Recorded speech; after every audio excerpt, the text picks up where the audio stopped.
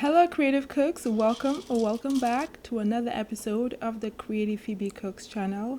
I'm your host Phebe, and today we'll be making a simple yet one of the world's famous condiment, originally from the Middle East, we all know as hummus, a protein packed goodness.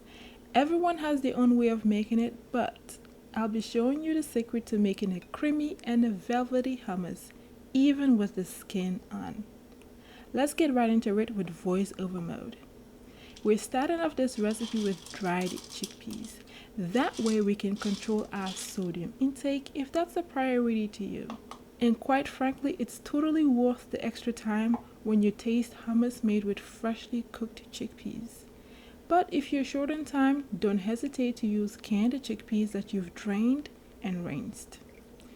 Before continuing on, here's a quick announcement.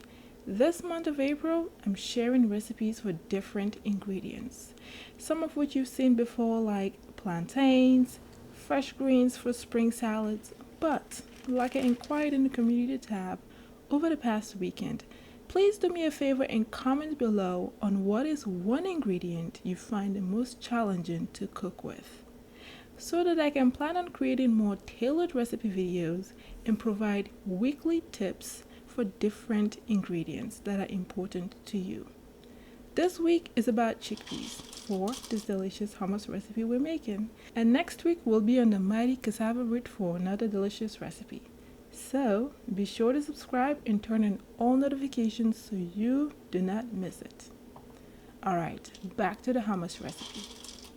If you're using dried chickpeas, measure out 325 grams and sort through them to pick out any bad ones, and rinse twice to wash off dirt. Then soak the chickpeas in plenty of water for at least 12 hours or overnight. Now that the chickpeas have rehydrated and softened, pour the water and rinse the chickpeas once more.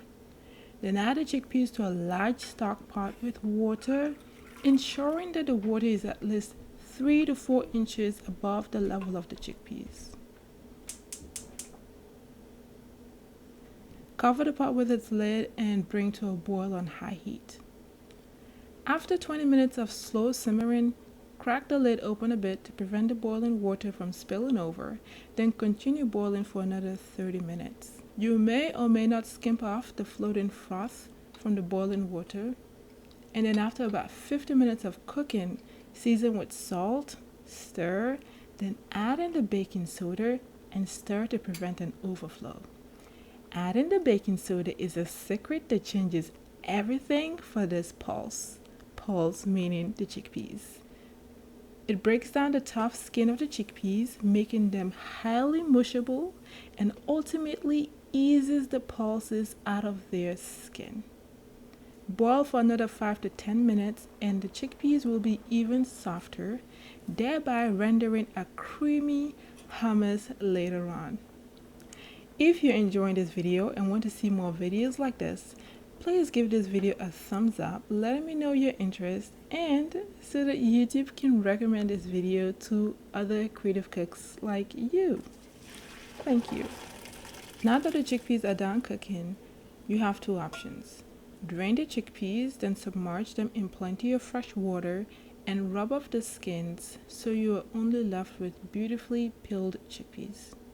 Or you may drain the chickpeas and set aside to cool until it reaches room temperature while preparing the other ingredients for this hummus recipe.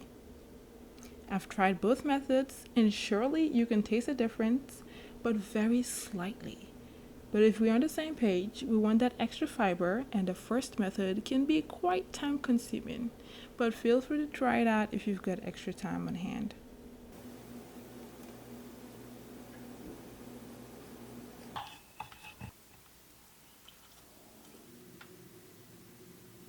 Now that the cooked chickpeas have plumped up even more, measure out 495 grams of the chickpeas and pour into the food processor. If you're using canned chickpeas, taste the hummus before adding in the salt this recipe calls for.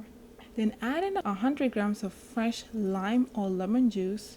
Feel free to use less juice if you prefer a less tart taste.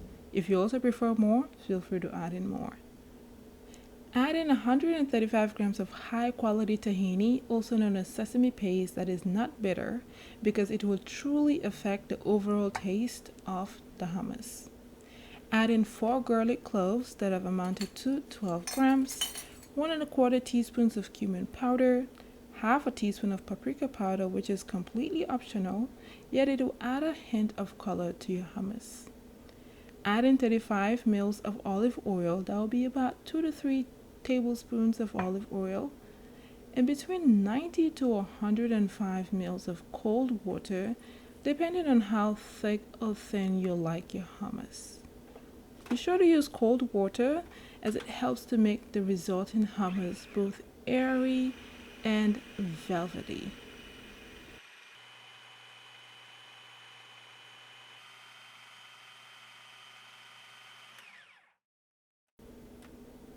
Blend this mixture and pause every now and again to push down the coarsely chopped ingredients until everything is well combined into a smooth paste.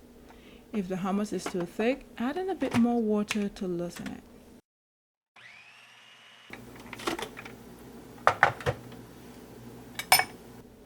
Take a look at this creamy, airy, spreadable hummus we've already achieved. I just want to get right into it and scoop it with a nice cracker, but we've got a few more steps to go. Just a few. This hummus stores well for about 3 to 4 days, and it's a perfect recipe to serve as an appetizer with crackers or the traditional pita bread when entertaining guests. Now, if you're still watching this video, you're the real deal. And because of that, here are a few ways you can have this hummus, aside from adding a dollop of it to your power bowls. First, make a hummus and a roasted veggie wrap for a filling lunch or dinner meal, using my viral plantain flatbread. Of course, I've added a recipe link for you for them below. To take a hummus serving from nice to wow, let's make a quick fragrant oil by combining a teaspoon each of fennel seeds and cumin seeds.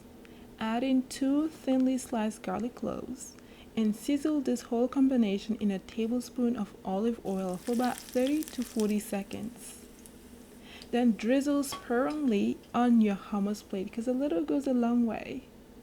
Pair with flax crackers or some bread. I'll be sharing my recipe for these yummy and crispy crackers soon. But I'll tell you what, my sister surely had a feast during the eating portion of this video. So I'm sure you will too.